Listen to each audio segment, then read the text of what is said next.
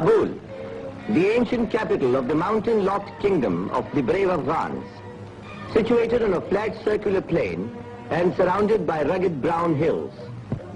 The city is a mixture of the old and the new. Its modern streets and picturesque roads with long sheltering rows of poplar trees. Its flowing fountains and waterfalls, its lakes and gardens, all have a charm of their own, a charm which is indigenous, exotic, and oriental.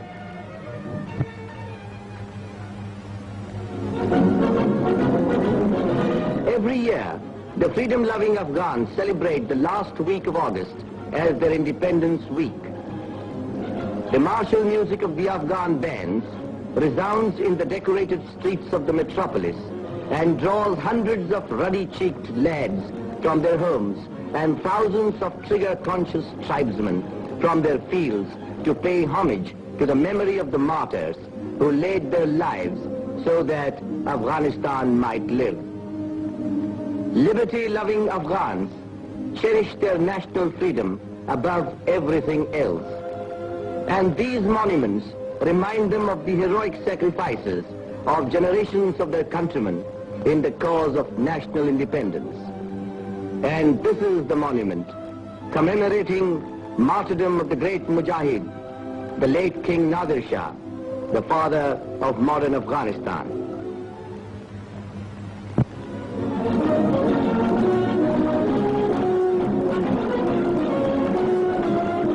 The first day of the celebrations witnessed a great military display watched by thousands.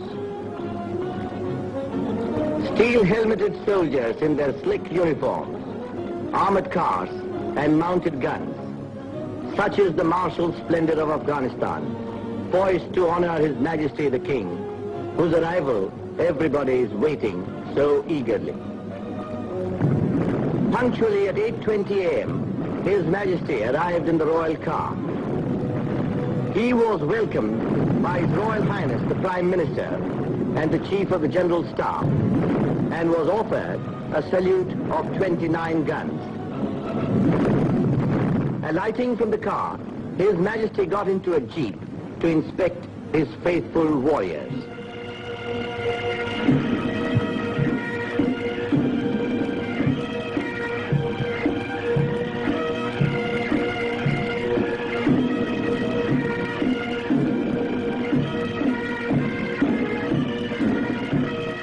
After the inspection, His Majesty got down and with the naked sword paid the homage to the great warrior, late Nadir Shah. His Majesty is under the royal canopy to take salute of the Afghan army. At 8:45 started the passing out parade of the royal troops. The Afghan army is the flower of the nation.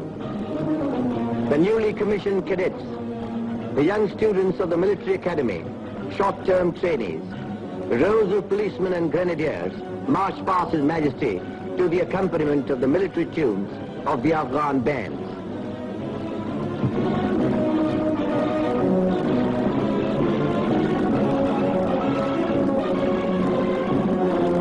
And then the heavy anti-aircraft guns.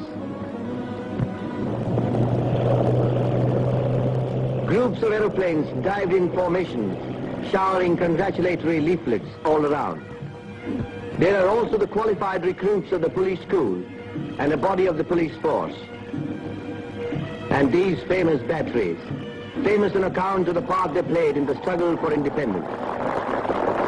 How the admiring crowds cheer them.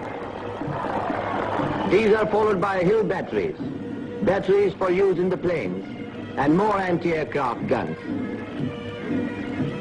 A number of helmeted men brought the rear of the parade, which lasted nearly 2 hours and aroused tremendous enthusiasm among the watching multitudes. Afghans adore games of all kinds and are keen sportsmen. The Independence Week is also a week of sports, of matches, of races. Every afternoon during these 7 eventful days, thousands of Afghans would gather to witness the hockey and football matches. Here is a hockey match being played between the Afghan military 11 and the team of the All India Hockey Federation, the heroes of the last World Olympiad. What clever stick work and what speed. The first half found both the teams equal. But in the second half, the Indians, by their quick short passes, scored a victory by 3-0. In this course of the matches and games, the Afghan youth found an opportunity for display of gymnastics and races. Young Afghans from various schools and institutions marched past with their bands and banners.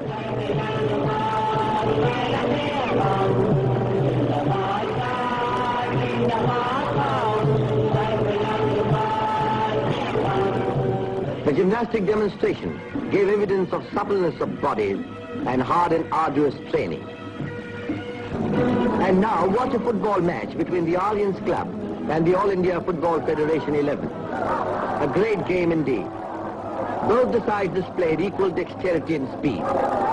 The Indians stole a lead in the first half by scoring a goal, which the Afghan side soon after equalized.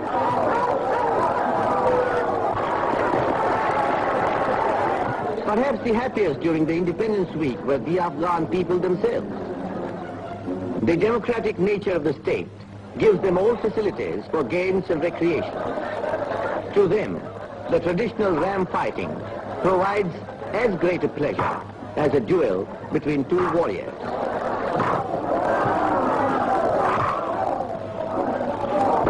Finally, the dancing. The Afghan youths have their own way of dancing to the beating of the drum and the sweet melody of the flute. They let themselves go. Gradually, the music becomes faster, and so do the dancers.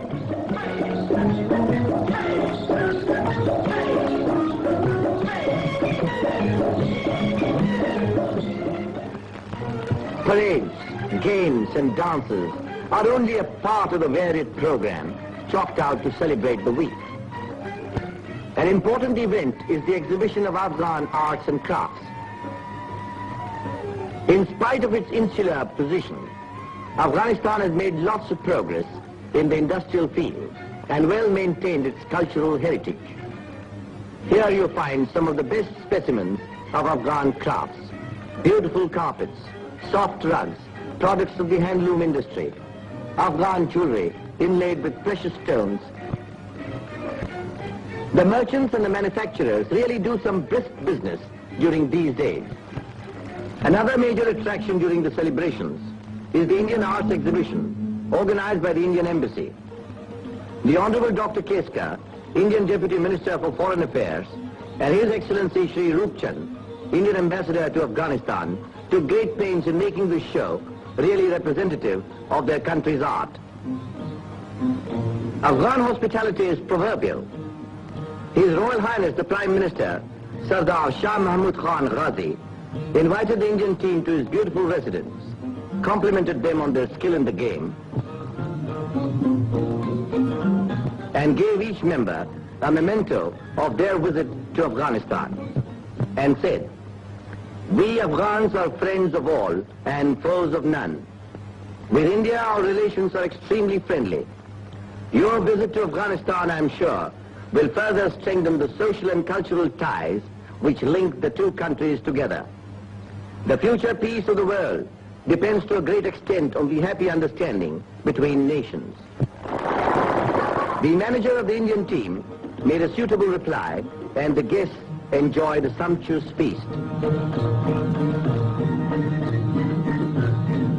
The Indian ambassador also gave a party to meet the team of his country. Besides the Honorable Dr. Keska, high Afghan dignitaries, the members of the diplomatic corps, other prominent citizens attended the function.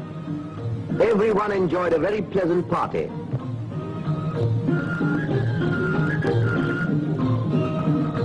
Finally, the Indian merchants in Afghanistan arranged a feast to meet their country's foreign minister. There is no communal problem in Afghanistan, and equality and liberty enjoyed by the Hindus and Sikhs in the country is remarkable. They love Afghanistan and are treated as Afghans first and Afghans last. Thus ended the eventful week, a week of celebrations.